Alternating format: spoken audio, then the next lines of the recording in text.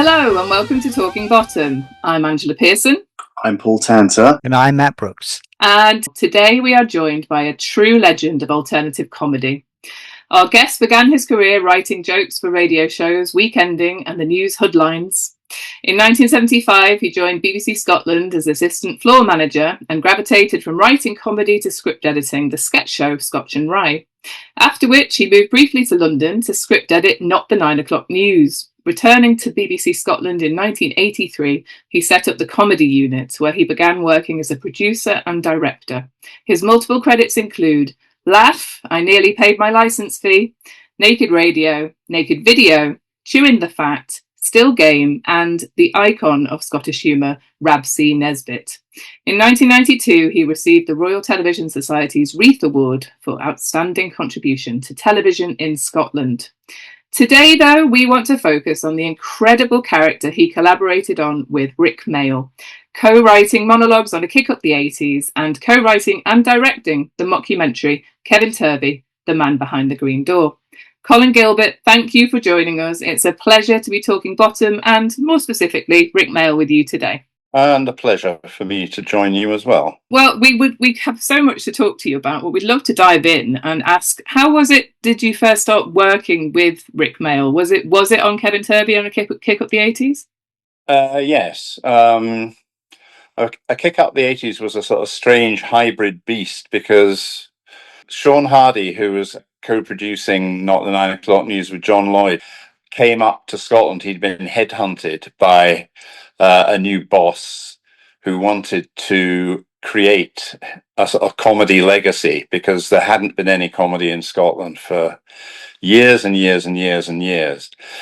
So Sean Hardy came up to Scotland, but he didn't have any programs to make. So he discovered that Tom Gutteridge, who was a producer down in London, had been given a budget to make a sketch show with Richard Stilgoe, because Tom had worked with Richard Stilgoe on the watchdog segments for a program called Nationwide, which for younger listeners was a sort of a bit like the One Show, came after the news, but it went round all the regions, whatever. But it had this little watchdog section that Richard Stilgoe presented.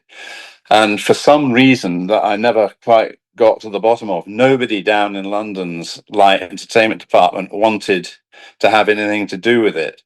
And because Tom wasn't a comedy producer, he was kind of looking for somebody that would accommodate him. So Sean said to all of us, well, we can, although we're in Scotland and Richard Stilgoe is a quintessentially English presenter, we can make the rest of the program our own and let Richard be Tom wanted to do a sort of Frost Report type thing with Richard doing a monologue in between sketches in a themed show.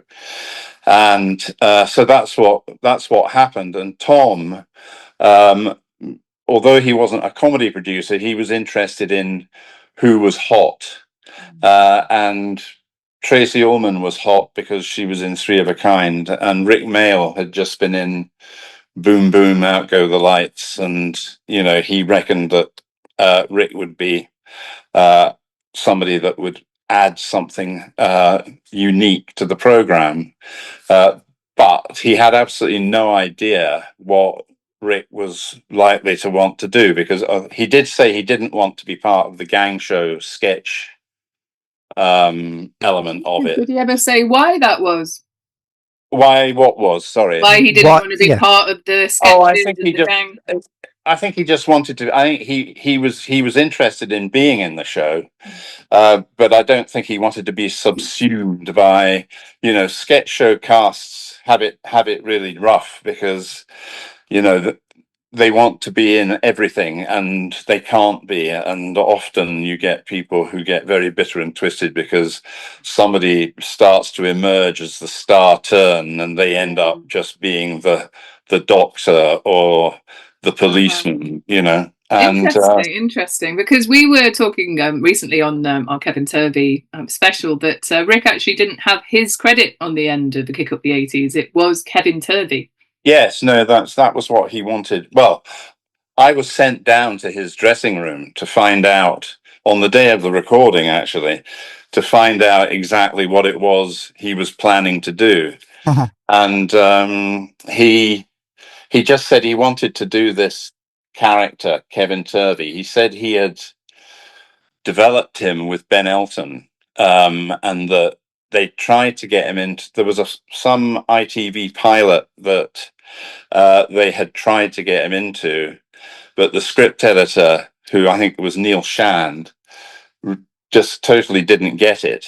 And by this time, Rick was working, because they simultaneously to doing a Kick Up the 80s and Kevin Turvey, he was up in Glasgow with Lisa Mayall, writing their bits for the first series of The Young Ones. Had they done the pilot already, and they're doing the rest of it? I think they might have done the pilot, but because I think The Young Ones went out in November 1982, and we were doing all of this. Sorry, November 1980.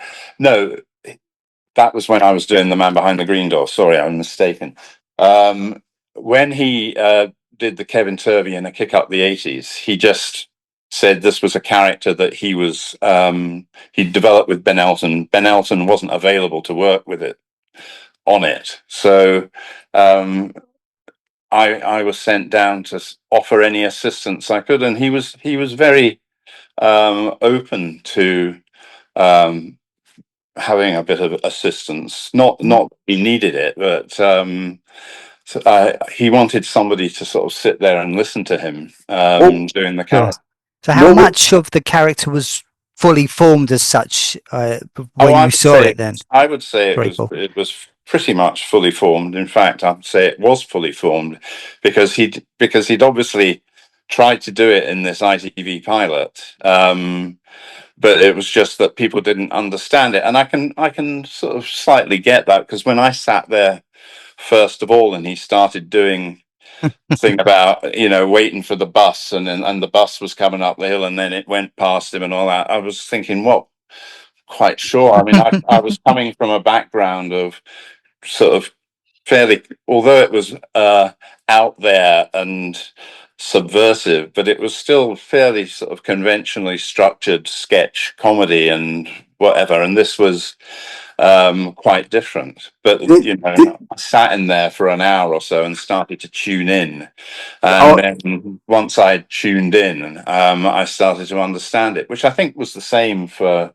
the studio audience the first time he went out there and started doing it. People were wondering, they'd watched some fairly conventional quickies and sketches, and then here comes this strange man who is deliberately not really engaging with the topic that he was meant to be investigating. After that first hour where you were sort of tuning into the character, what process did the writing take? How did you find writing the character with Rick? Well, I didn't really start writing the character with Rick until, obviously this was the day of the recording, so I think he had that first monologue fairly well structured.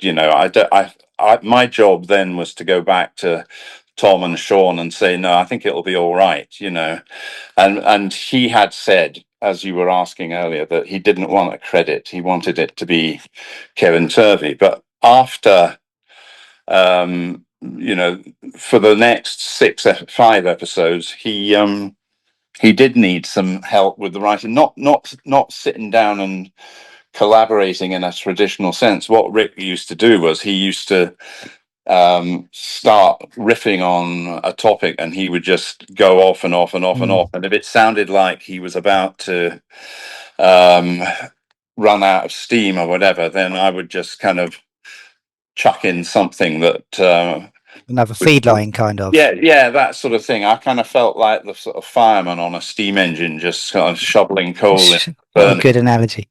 When we spoke to Roger Sloman a few years ago, he told us that on it may be a bit of a hazy memory of his, but he told us on the night of the first recording, Rick was hastily like rewriting and changing the material just before it went on. He thought he was absolutely mad to do that, but then was really impressed. Can you remember any of that? Does that ring any bells? Well, I can't really remember that, but it doesn't surprise me because, you know, unlike the others in sketches, where if you don't give the person the cue that they're expecting, completely throw them. He had his own 4 minutes, which he could do what he liked with. So if he wanted to change something, I mean, Rick was very, very, very meticulous about you know, the material that he used. He used to constantly complain about crap comedy, as he called it, you know, and he wanted his section to stand out.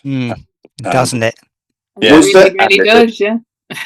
Would there be much improvising once the camera was rolling, or was it a case of? No, I didn't. No, he was right on top of it. You know, once that happened, there was one occasion, and I can't remember which monologue it was, but there was one time when he really, really was losing it all the way through the monologue, and he got very, very cross with himself, and I think he said something like "bogey crap," and asked if he could just go off for 10 minutes just to sort of get his head together, and then he came back after 10 minutes and absolutely nailed it.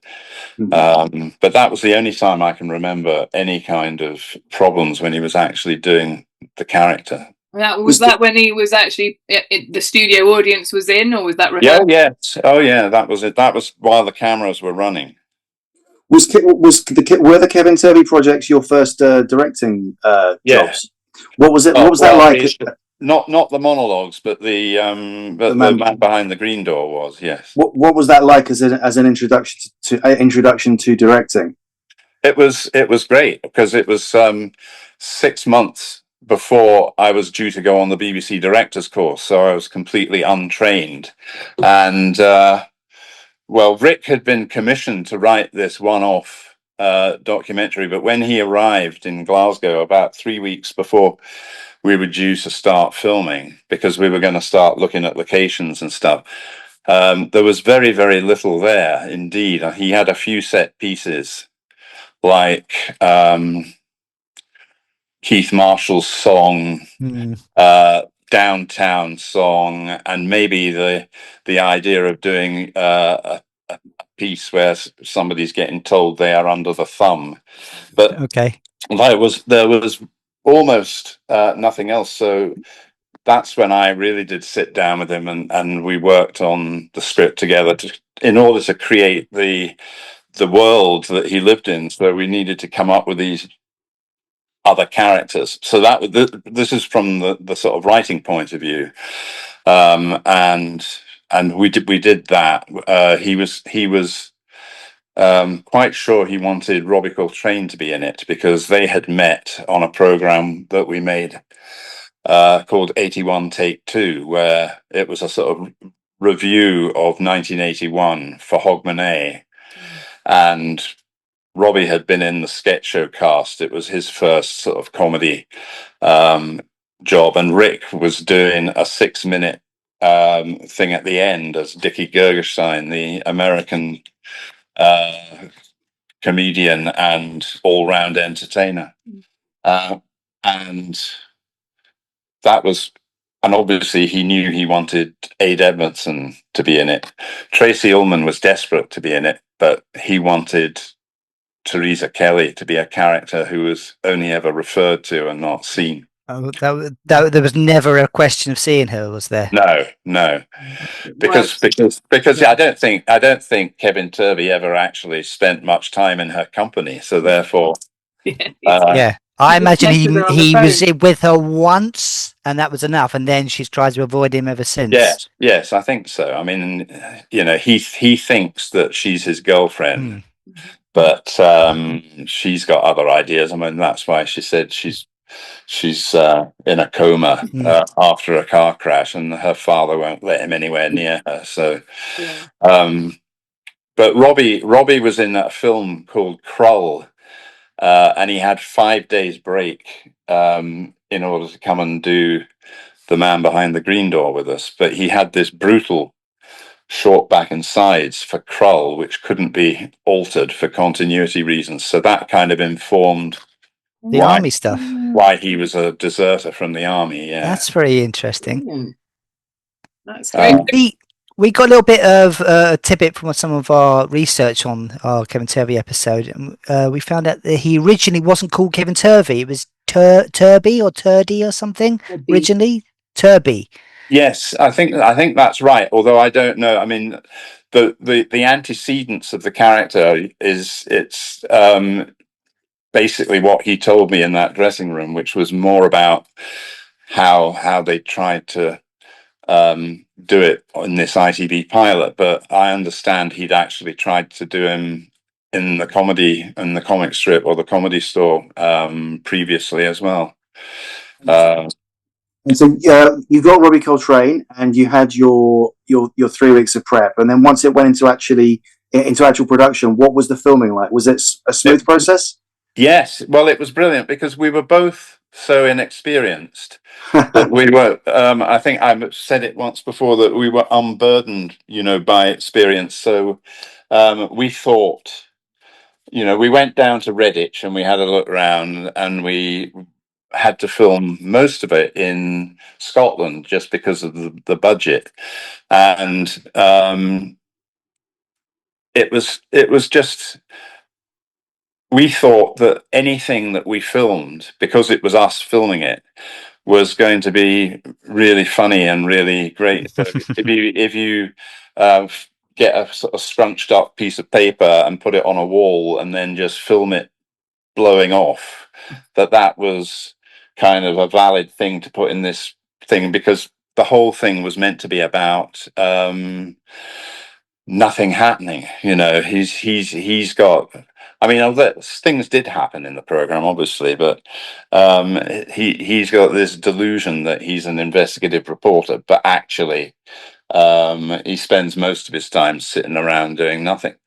And it was just great fun, because we spent I don't know whether it was a 2-week shoot or a 3-week shoot, just filming whatever we thought might work, as well as obviously there were scripted bits and there were characters who had scripted lines, and there were scenes where there was dialogue and whatever, but it was mainly meant to be an actuality shoot where whatever was happening we would film, and therefore in terms of shooting it wasn't too constructed. Maybe the scene where they sit on the sofa talking about Robbie's talking about his killer hands, and or there's the scene in the pub where they're talking about the frogs. Those were kind of shot slightly more conventionally, but the scene with him talking about fish, if I had been on my director's course, or if it was me now, I would never have shot it that way, just because I would have done it handheld with him in a mid shot all the way along the canal bank, or I would if I'd had the money to have a grips and a track, I would have done it that way. But I didn't know any better, and my father, who was also a comedy producer, he said, "Oh, I would never have had the courage to shoot that scene like that." And I said, "Well, I didn't know any better." That was I just thought I'll get him to say the monologue walking away from camera, and then tell him to turn around and then walk, so that the very last line is delivered in a close-up, and then he could walk off. On that subject, with not knowing any better, were you aware of who you had in your hand, like working with Rick Mayall, your first thing? Was it? Did you just think, "Oh, all actors are this great," or was it a couple of projects after when you realised, "Oh no, Rick was something special"? No, I thought it was brilliant to be working. I was very, very grateful to have the opportunity, and I knew that it was going to be a fleeting opportunity, because he was up, as I said, in Glasgow with Lisa Mayer writing in 1983. They were writing Young Ones. Yes, I'm trying to think. I'm getting, because it's such a long time ago. I get. It must have been, yes, 1982 is when we filmed Man Behind the Green Door, and that was when they were writing The Young Ones, and you just knew that, because The Young Ones was backed by Television Centre, which was a much more powerful organization than BBC Scotland, and the fact that it was, it had been commissioned as a 6-part series, that this opportunity to work with Rick on a one-off scripted documentary, as opposed to the monologues, which we did go back to the following year, was going to be a one-off. And how did you? Sorry to interrupt, Colin, but how did you approach the writing process with Rick between The Man Behind the Green Door and the monologues? You said that obviously with the monologues he would improvise and have sort of you soundboarding. But was it similar or was it completely different then for The Man Behind the Green Door? Because how long did it take to write those scripts that you did go there prepped with? What, for The Man Behind the Green Door, or the well, we only had 3 weeks before we went filming, so we had to do it in that period, because that was Rick was meant to have written the whole script, and he hadn't. And so therefore it had to be sort of, it just had to be written. So we came up with these set pieces like the Battle of Redditch and the Park Keeper and all of those things. They were all written during the period leading up to the shoot, as opposed to being in the script when he came up. You just bounce those ideas off each other then, what could Kevin get up to? Well, yes, and also, I mean, when I first joined the BBC as an AFM, you got to work on all sorts of programs, from drama to religion to schools broadcasting. And if you did sort of schools broadcasting and it was something like the Battle of Bannockburn, it was all that kind of stuff where they had no money to recreate it. So it was all zooming in on pictures of warriors fighting, or, so that's kind of, that informed the Battle of Redditch. Just how do you do the battle and make it look as cheap as possible? And also end up with that sort of map of Redditch burning sort of from middle, and like zooming in on the cow and hearing a horse neighing. These all Can I ask what the budget was? Do you remember, Colin? Oh, I probably wasn't even told.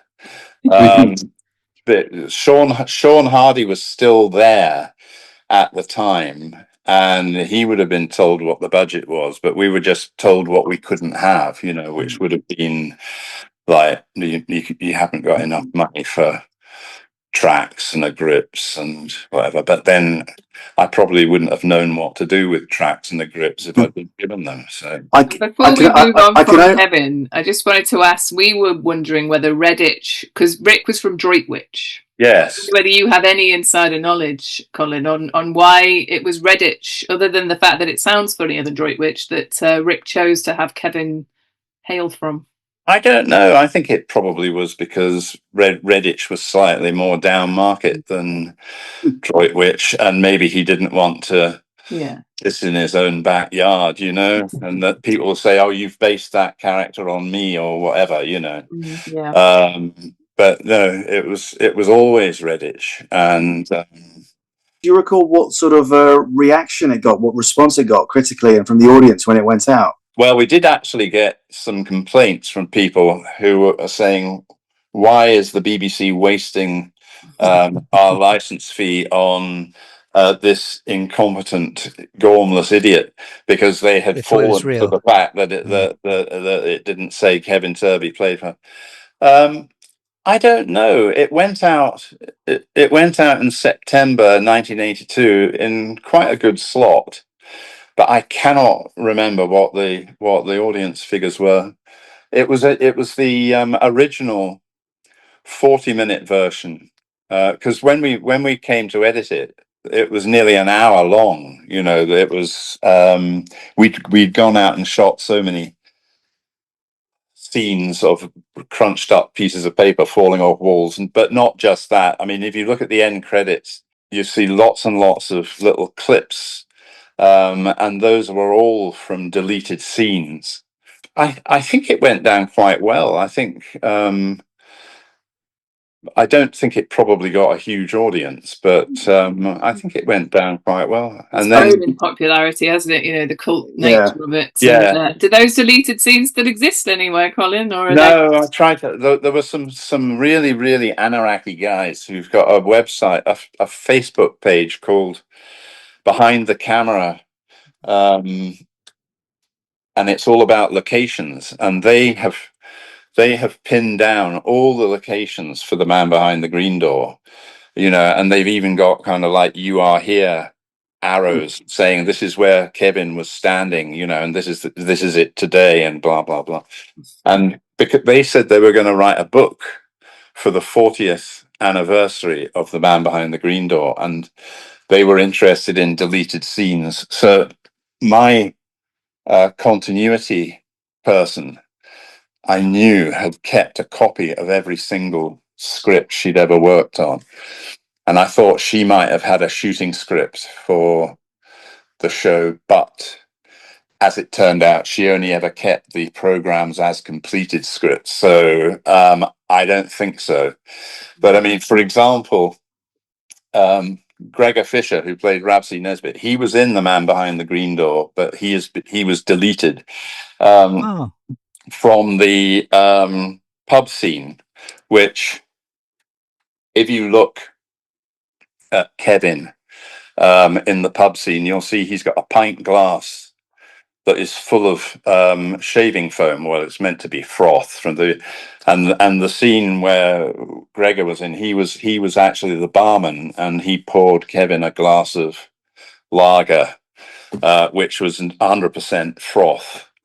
And I was saying, from a continuity point of view, you think, well, why on earth is he sitting there with that? Well, that's because that scene was deleted, not because it didn't work. It was just the time thing. So much had to go because we had to get it down to 40 minutes.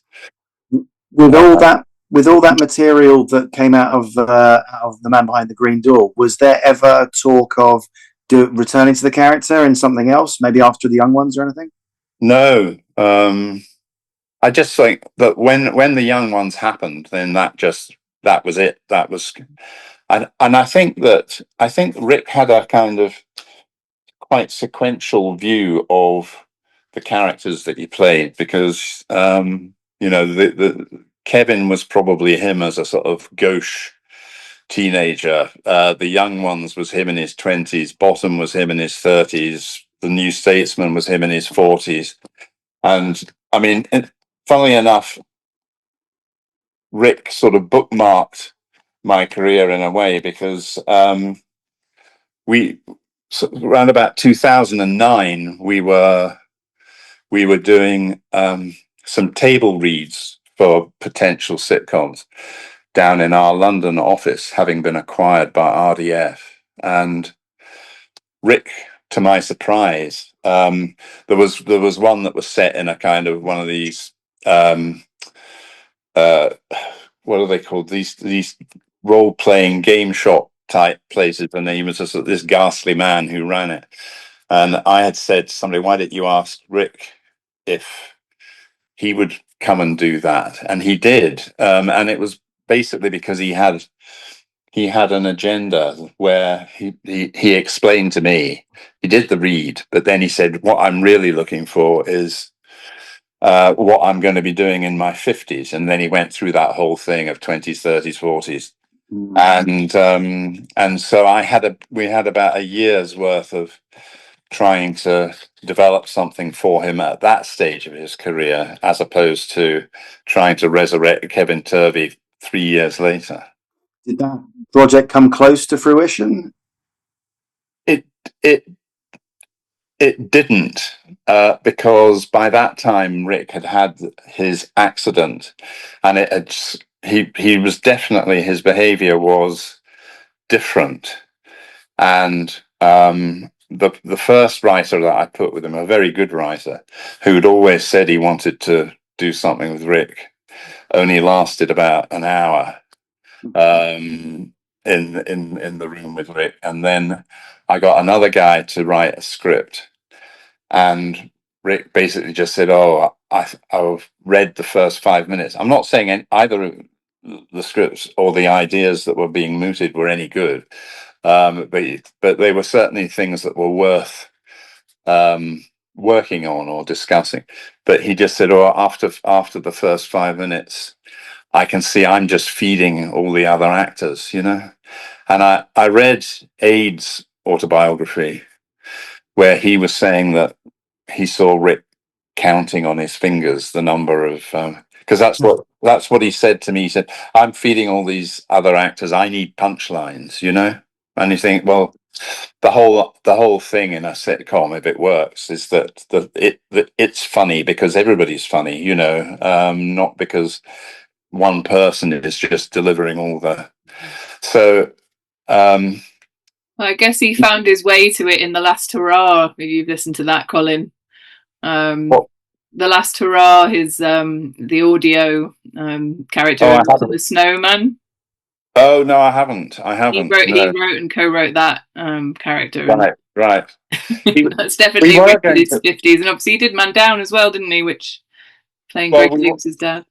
We were going to carry on trying to develop this idea, but then he went into that play with Bath Theatre Royal, you know, the Michael Frayn Balmoral, and the whole thing turned out disastrously. And I think that he sort of withdrew from wanting to do anything at that point. So, but no, I mean, I think I was really disappointed at the time that we wouldn't be doing any more Kevin Turvey. We obviously did, in the kick up there, we did a few more monologues, but I was disappointed we weren't going to do any more long form stuff. But then now I'm actually really glad we didn't, because, you know, it's there in its purest form, if you like, and not outstaying its welcome or you know, spreading the idea too thin, because obviously somebody who doesn't really make things happen, but things happen to him because people it's not a very strong dynamic, really, to go from one episode to 6. So Colin, I guess, so would you say that it had its moment, it found its place, Kevin Turvey? It's not like it's a hidden gem, but a lot of people know about it. Yeah. Yes, I think it was just right what happened, you know, that we made one. And because actually, funnily enough, the last 4 monologues, they weren't quite as exciting to work on as the first 6, just because by that time I think Rick had already done the first series of the young ones. He was much more on top of the Kevin character, and it felt, I don't know, it felt more that we were just kind of churning them out. There's nothing wrong with them; they're still funny, but they didn't have the element of surprise, I suppose, that the first 6 did. And the very last time that I worked with Rick on a Kevin thing was not for television. It was for a nightclub promotion for Canadian Club whiskey. I have no idea whether that ever saw the light of day or not, but because it had a kind of, it had to be promoting Canadian Club whiskey. It didn't have the same sense of freedom that doing the monologues did. Although Rick had always been very much that he was again doing TV adverts, but I suppose these nightclub promotions were quite lucrative. So he didn't have to turn up anywhere to do it, but that was the last Kevin Turvey thing. Although he had been in an advert earlier. Obviously, I don't know if you know that he was in the 54321 chocolate bar ads before he was famous. Oh, we'll see. Yeah, I've heard that. Yeah, he's the spaceman. You can see it. You can see it's him quite clearly. That was when he was. That was before he did any of his comedy stuff, and he. Don't know if you've ever seen the TV play Northern Lights, where he plays it's about a troupe of young actors at the Edinburgh Festival. And I think that was when Ord Powell took Rick on, she thought she was taking on a young juvenile lead type actor, and that was the first job she got him. And it's totally straight. But when it went out, he was sitting in my living room in Glasgow. We watched it together. Anyway, that's by the by. No, that sounds great. I want to see that. I hope it's available. I don't know if it is or not. I'm sure there'll certainly be people searching for it on YouTube, as well as the 54321 advert when they hear this. I think you'll find the 54321s already there, and people commenting on the fact that Rick's in it. I've seen people talking about the Northern Lights thing on the internet, but I don't know whether the play's there or not. It might be. And so you after Kevin Turvey, Rick already had the young ones going, and you mentioned sort of the progression of his work through the 20s and Bottom in 30s and New Statesman in the 40s. What did you think of the work that he went on to do? Obviously, we're the Talking Bottom podcast. Our focus for our other episodes is Bottom. Yeah. For example, when Bottom went out, was it something that you watched? Did you, what did you think of it? I did watch it. I liked it. I actually took my son, when he was 12 years old, to one of the live shows in Glasgow. You're an amazing father. Yes. I'd love to hear this. Well, I got lots of really, really dirty looks from people who obviously thought that I was committing some form of child abuse. Although I've never seen a more homogenous audience than there was for it. It's all sort of guys in their sort of mid-20s to early 30s. No, I liked. I liked the young ones, and I liked Filthy Rich and Cat Flap, and I didn't like the New Statesman so much. I just felt that was, even however disgusting some of the characters he played, like the guy in Bottom, there was some vulnerability there, or something that you could sort of like. Whereas with the New Statesman, I found him such a loathsome character. He's an outright villain in New Statesman. Yeah, I mean, it was interesting when Robbie and Rick used to sit together when we were doing Man Behind the Green Door. They used to riff on this idea that they wanted to do, which was going to be Robbie as a sort of Willie Whitelaw type traditional Tory MP, and Rick was going to be one of the new intake Thatcherite types. And I think that would have worked quite well, because there would have been a dynamic between them that would have maybe softened the Alan Bastard character, because that's basically what Alan Bastard was, that character that Rick was at. But they used to sort of improvise that while they were sitting having their lunch and stuff like that. And there was an attempt to try and get a writer on board to write a pilot, and I did get somebody to come along, but he was an idiot, because as soon as Rick said, "Well, what do you think of the idea?" he started telling him why it wouldn't work, and I thought, "Oh, for fuck's sake!" And I've never seen anybody lose interest quite as quickly as Rick did on that occasion. But yes, and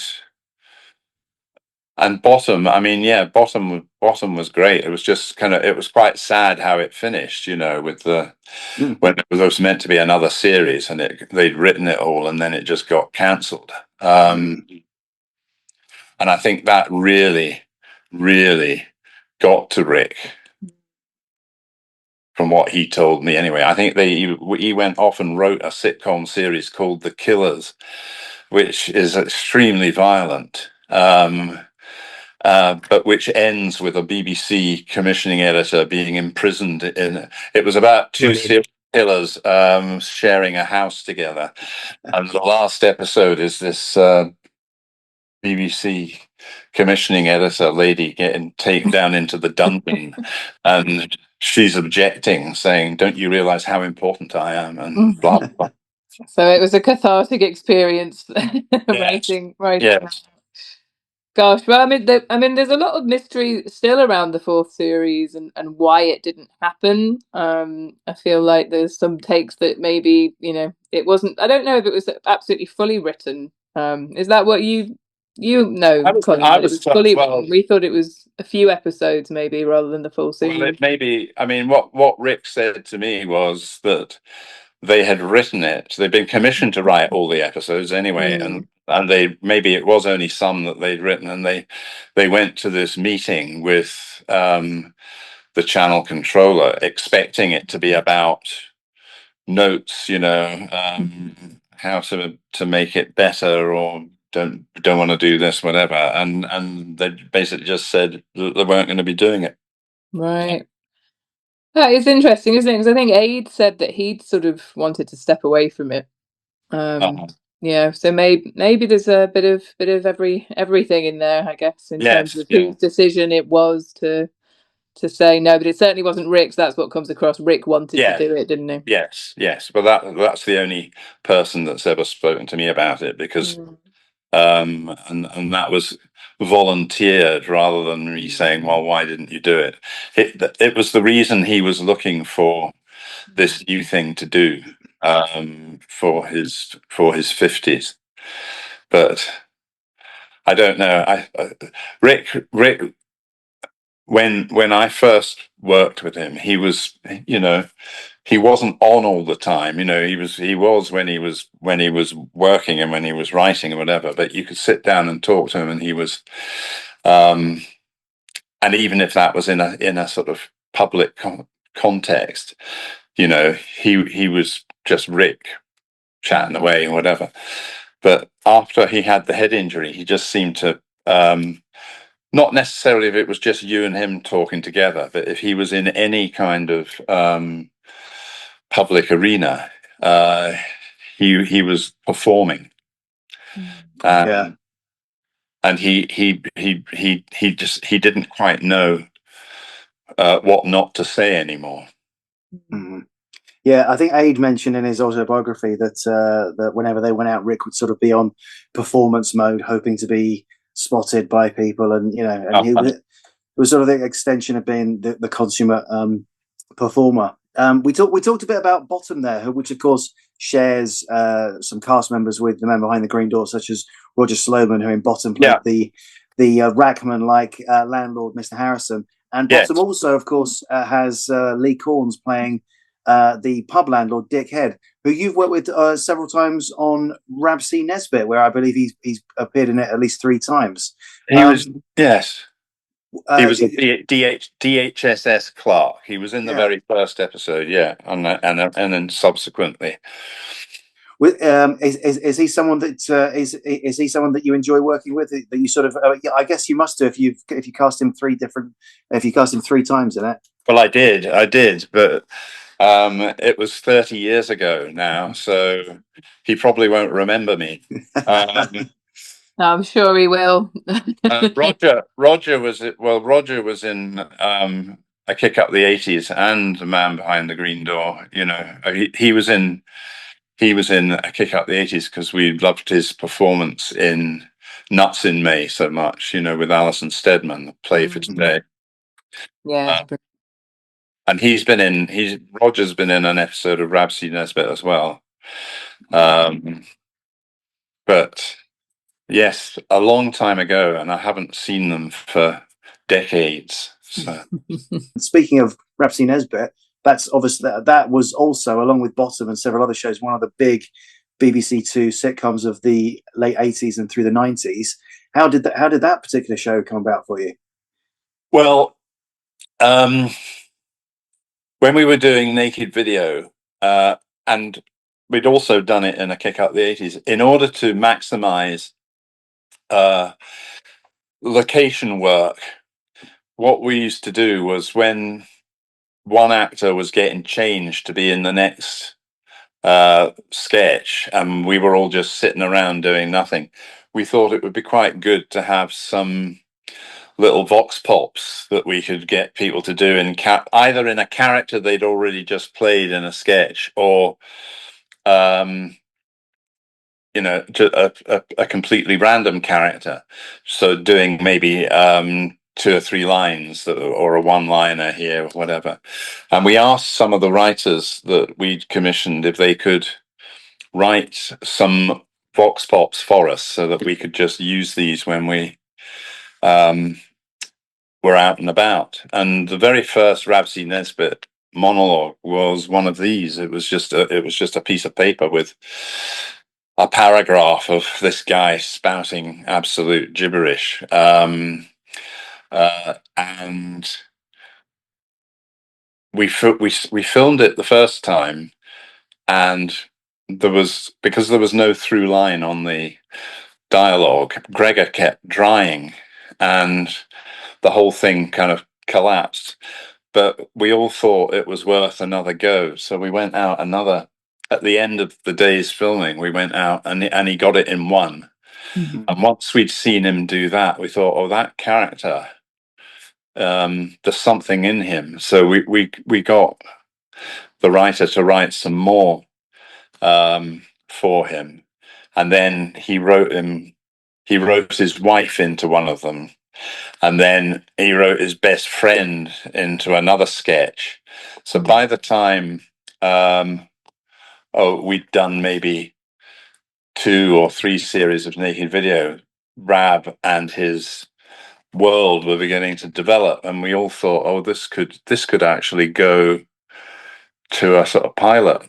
And that's really how and the huge advantage of something like that is you've road tested the character in the sketch show, so that by the time you come to do the pilot, the audience kind of know who the character is. I mean, that's something I'd love to ask you about, actually, Colin. Sketch comedy seems to be something that doesn't get commissioned as much anymore. There's a changing appetite. I'd just like to ask your opinion on whether you think that's what's affecting, great characters being born, because so many great characters start in short form and get expanded. Yeah.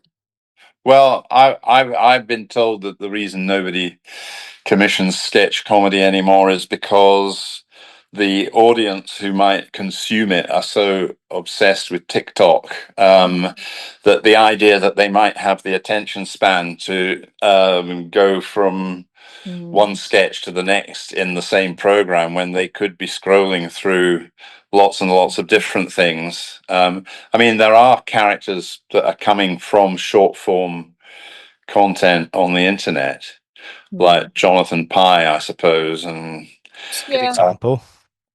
Yeah, absolutely, but that just proves that the characters come from short form, don't they? So I do feel, I feel it's a real shame that well, it is. I mean, sitcoms that we could be being made maybe aren't being born because they're not being explored. Well, Rab C Nesbitt is one example, and Still Game is another. I mean, if you look at the sketches with Jack and Victor in Chewing the Fat, they just look like scenes from a sitcom.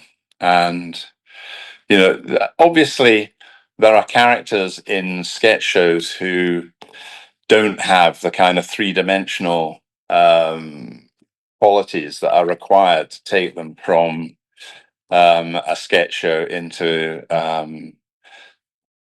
sitcom. I mean, we had a character in laugh I nearly paid my license fee, called Mason Boyne, who was played by Robbie Coltrane, and he was a deranged Orangeman, and all the sketches were about how he hated Catholics and the Pope, and he was out in his garden painting all the flowers orange. Well, that works in a 2.5 minute sketch, and it's cartoon-like. And people were saying, "Oh, why don't you do a sitcom with Mason Boyne?" And I said, "Well, he's a very, very funny character, but once you actually accept who he is and you start trying to build his world, it's going to be a very unpleasant world, and nobody's going to like him." And that's the thing, isn't it? I mean, I guess bringing it back to Rick, what we've heard time and time again is how much Rick really dug down into his characters. It wasn't two-dimensional. It was fully formed. There were so many avenues that he could take his characters. And that's where the comedy lies, right? It was really important to get your character right. Well, he was a very, very, very good actor. I mean, he was a great comedian and a comedy genius, but he was a very, very good actor as well, and he loved acting. And so I mean, in that scene I was talking about earlier in the pub, he said, "Ah, I want to play this as I want to see Kevin in a sort of mood where he's down and sort of down in the dumps and whatever, just so we can see that side of his character." And so if you watch that scene when he's chipping in, he's kind of depressed, and he's depressed in the scene where after it, the under the thumb bit. Yeah, the under the thumb bit. He's kind of said, "Well, he ain't married, is he?" So was it? Rick was definitely an actor who had a number of roles and characters that he played that many people would see as memorable or in some cases iconic. We'll take Kevin Turvey as Red because you had a strong hand in shaping him. Outside of Kevin Turvey, would you say there's one particular Rick role character that is a particular favourite for you, or that you think he's best be remembered for? Probably Rick the Poet, I think. I mean, I really like the Young Ones. The Young Ones was kind of quite revolutionary, and I think that other shows like Filthy Rich and Cat Flak and Bottom, although they were very original or whatever, they kind of were the successors of the Young Ones in many ways. So. Yeah, well, there's no way around that. I mean, the Young Ones was that beginning of the real sort of anarchy, and obviously Kevin Turvey had fed into that, as you said earlier. The chronology, you can see in the chronology of it how Rick developed. I used to sit next to Nigel Planer at primary school as well. What? Yeah. What was he like? Did you copy off him, or did he copy off you? He was a lovely singer. He was in the school choir, and he lived in a huge house, gates of Richmond Park. And I used to go around there for tea. I'd never been in a house like it before. Is he someone you're still friends with? I think I've spoke to him briefly after Rick died. I went to see him. Actually, the last time I was actually in his company. Funnily enough, my sister is very much still in touch with him. The last time I actually saw him to talk to was when he was in the chorus of Evita in the original West End production in the late 70s, which was not long before the comic strip and all that. And we had a drink after the show. Fantastic! Oh well, that's great. I mean, we'll have to try and get. We want to get Nigel on the podcast, don't we? So, right. One that we'd love to chat with. Yeah. So just so I get. Well, you've kind of gone over it already, but just briefly, was The Man Behind the Green Door envisioned as a one-off thing, or was it, while you're doing it, did you think it was a pilot that you maybe would have done the series with it? No, I don't think it was ever envisioned like that. I just think it was, Kevin Turvey's a great character. Wouldn't it be great to do something long form with him, and then it was, well, he's an investigative reporter, let's do a documentary. It was never, let's do a series of documentaries, and because we knew, as I said to you before, we knew that the Young Ones was in the pipeline and that the Young Ones was going to take over Rick's career for the next few years, that it was probably pointless to try and, there were, when he was talking about the Young Ones and we were maybe sort of doing in the middle of filming Man Behind the Green Door, there was a slight pang that, you're two timing me with these people, but we never had a plan to do it anymore. And I don't think that once the Young Ones started, we thought, I think at that point, other things started taking over, so we were then kind of invested in Robbie Coltrane's career for a bit. And then after that, we had Naked Radio, which became Naked Video, after we'd done it at the Fringe. So then we had sort of Gregor and Elaine and all these people. So, we were moving away from it as well, because, we were based in Scotland and we were supposed to be doing stuff that was not just hosted from down south. We were supposed to be generating stuff that had a sense of place. And although Man Behind the Green Door, the head of programs at BBC Scotland said at one point he wanted to do a 6-part run of Scottish comedies that we'd done. What would I suggest? And I suggested Man Behind the Green Door for that, even though it wasn't remotely Scottish. And that's why there exists a 30-minute version of it as well as the 40-minute version, because we had to cut even more out of it in order to get it to fit the slot. Okay, well that makes sense. I guess what we were wanting to ask is, do you think Kevin Turvey had his cultural moment then? Like that was the time in which he had a sort of shelf life and he lived it. I think so, because I think if you came back to Kevin Turvey aged 50, all the things that would make him endearing in 1982 would be thoroughly annoying or creepy perhaps in 2010. Well, he's such a young character, isn't he? He couldn't really, he'd get much more sad, wouldn't he? The older. Yes, I mean, Kevin Turvey is full of optimism or full of confidence, and he hasn't failed yet. He thinks he's succeeding. If we came back to him in his 50s, then he really would be rather a sad old loser, probably very embittered, and it wouldn't be funny. Yeah. Tragic. Well, that's it of his time, and you and Rick, as you say, were both sort of cutting your teeth learning at the time. Yeah. And that comes, it's beautiful to see that kind of, the verve that was coming out of that film. I love The Man Behind the Green Door, so thank you for having a hand in it, Colin. I think it's brilliant. I think the direction's brilliant. So it's briefly the accidental direction. Oh, that's very modest. Just want to briefly, before we wrap up, ask you, do you know anything about the Kevin Turvey chapter of Rick's autobiography? I've read Rick's autobiography. You mean the one that's bigger than Hitler? Yes. Better Christ. Well, I've read it, but I can't remember much about it. It's such a weird book because it's kind of semi-fictionalized, isn't it?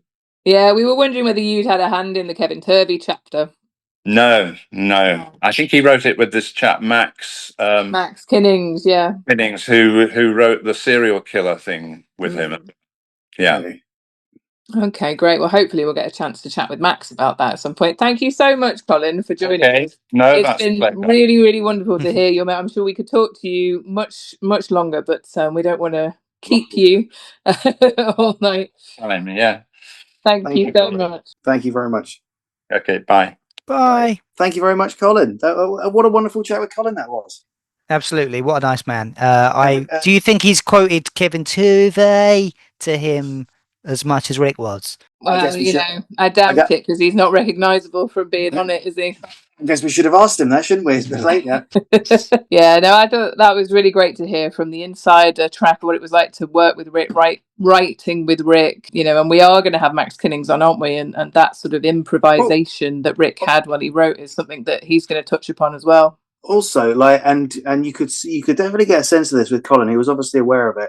What a period of Rick's career, what a period of history to get to write with him, collaborate with him, create with him and direct him when he's just on that cusp there of just about to do the young ones or sort of slightly crossing over it. So the writing of the young ones and then returning to do some more Kevin Turvey stuff when he'd done the first series. What an amazing, that would be like sort of working with Jimi Hendrix when he's doing Woodstock or something, wouldn't it? Right? Yeah, absolutely. Fantastic. We loved that. Follow us on all of our socials. Tell us what you thought of it. If we missed out any questions for Colin, let us know. We'd love to explore all the more Rick that we can, right? It's so nice to learn more about the career that Rick had beyond obviously just talking about Richie week in, week out, isn't it? I mean, it's great to talk to one of the creatives who had such an instrumental hand in shaping that character, and guiding it and writing for it. So yeah, it's great. And Colin was wonderful. Colin got back to me within moments when I messaged him and said, seen your tweet about Kevin Turvey, the man behind the green door, and what a nice guy to give up time to talk to us. Yeah, I'm going to go and find that chocolate advert that Rick's in now and have a good wangle. 5, 4, 3, 2, 1. Yeah. 3, 2, 1. Yeah. Okay, great. Well, thanks for listening, everyone. Thanks a lot. See you next time. Goodbye. Bye.